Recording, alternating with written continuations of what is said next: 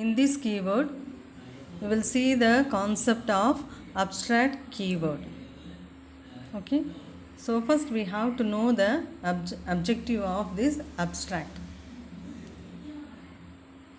See, the main thing is that after learning about the concept of abstract, the keyword, we will be able to know about the concept of hiding the implementation and only showing the functionality to the user. Okay, so what is happening inside the function will not be known to the user, only the functions will be known to the user. So let us see about the abstract class. A class that is declared as abstract is known as the abstract class. And moreover, this class need to be abstract class to be extended and its method are implemented. Okay, and it cannot be instantiated. Okay, so the abstract method or class, it will be defined in the main class and its implementation will be available in the subclass. Okay, so this is the syntax for the abstract class, class name. Okay, next one is the abstract method.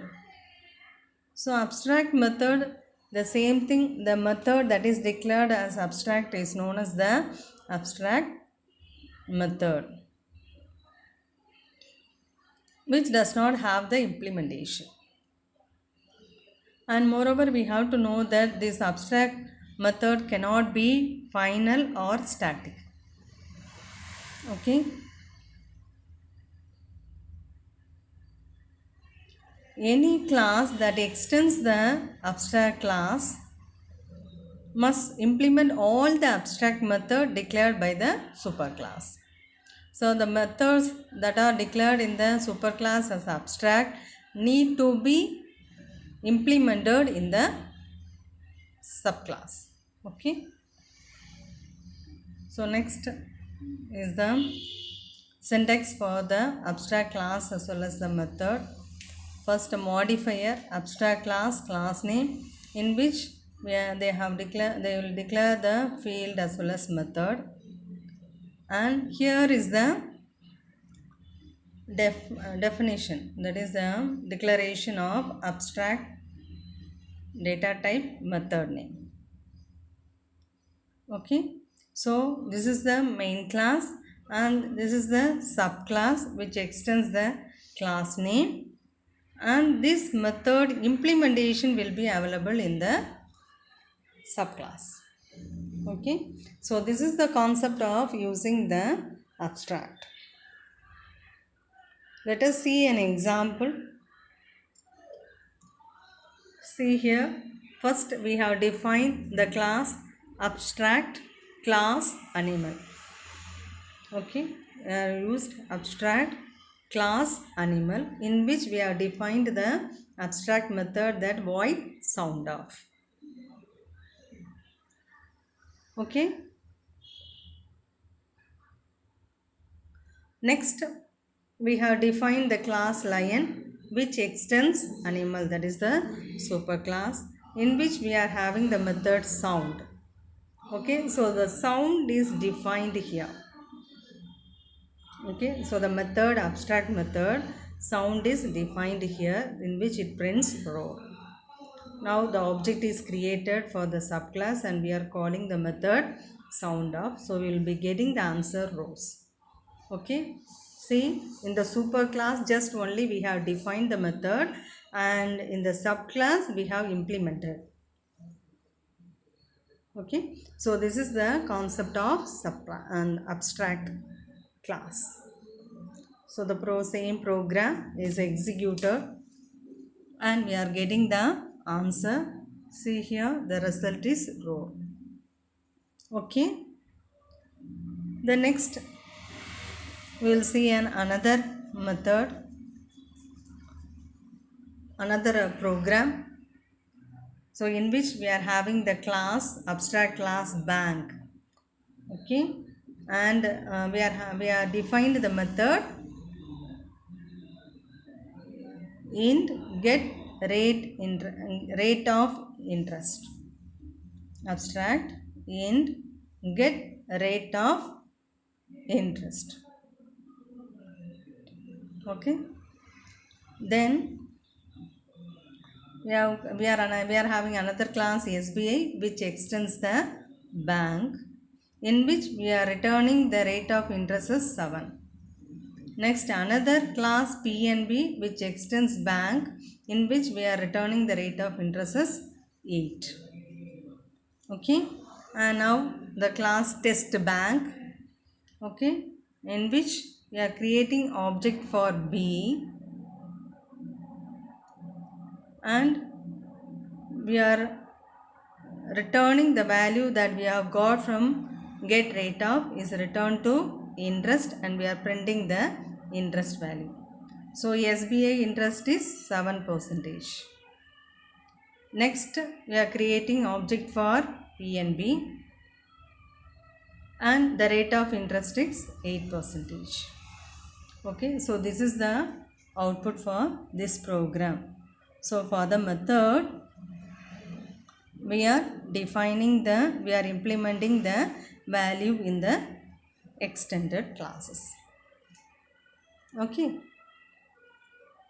so the same program is executed and we have got the output here. Say that is 7% as well as 8%. We have created the object for B, for bank, as well as SBI, as well as PNB.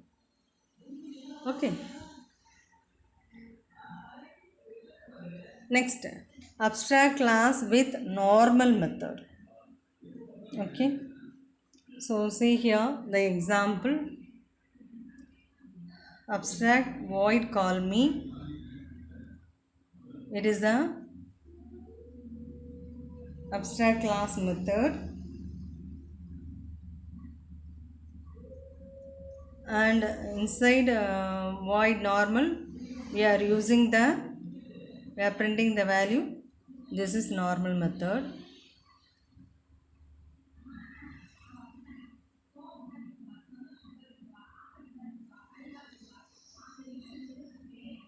The next, we are having the class B which extends A. Okay, which extends A, and inside call me this is a call me abstract method. Okay, so this void call me abstract method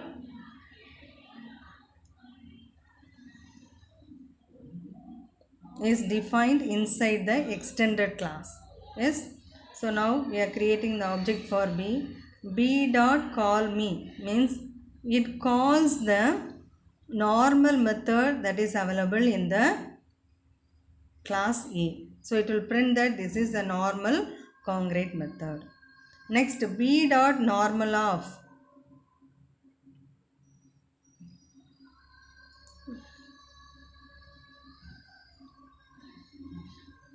So B dot call me, it calls this is the call me in abstract method. Okay, then when it calls B dot normal of, it prints this is the normal congruent method.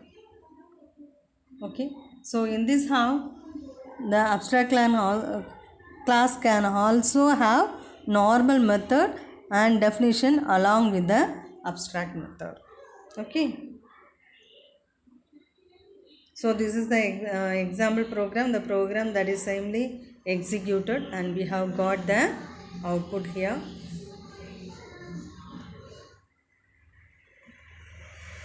So this is call me method, and this is normal. This is call me, that is abstract method, and this is the normal method. Okay, the next one, an abstract method can contain constructor, and a constructor of abstract class is also called when the instance of the inherited class is created. So when the object for the class is created, the constructor of the abstract class is invoked. Okay, so see the example: class base abstract class. Inside we are having the constructor in which we are printing within base constructor, and also we are having the abstract method void funnof. Okay, next we are having the derived class, derived extends base, and we are having the constructor in which within derived class constructor, and the abstract class method void fun is defined in the extended class within derived fun. See, the thing is, when the object is created, it will call the abstract class method as well as the derived class method. Okay, so what will be the answer for this question? Okay, first it will give that which is within the base constructor, then it will say that within the derived class constructor. Okay, so the program is executed and we are getting the answer within base constructor and derived constructor. Okay,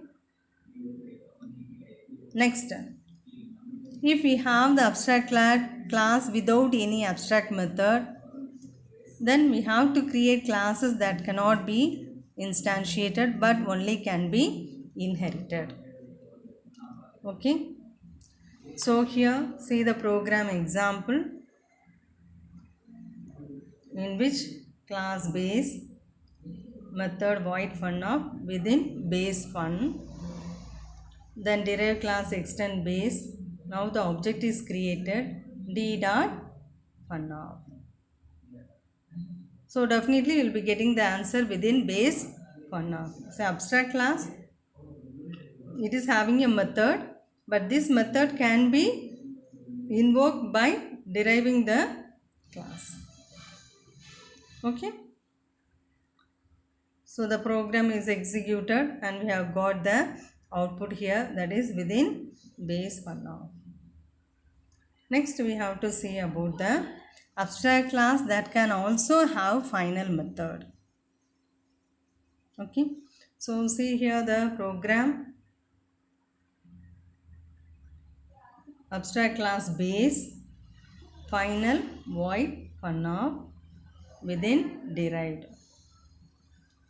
Now class derived extends base and b equal to new, b equal to funnof. So we will be getting the answer within derived funnof. Okay, so final keyword also can be used in the abstract class. Okay, so this is the program is executed and we have got the output, that is within derived funnof.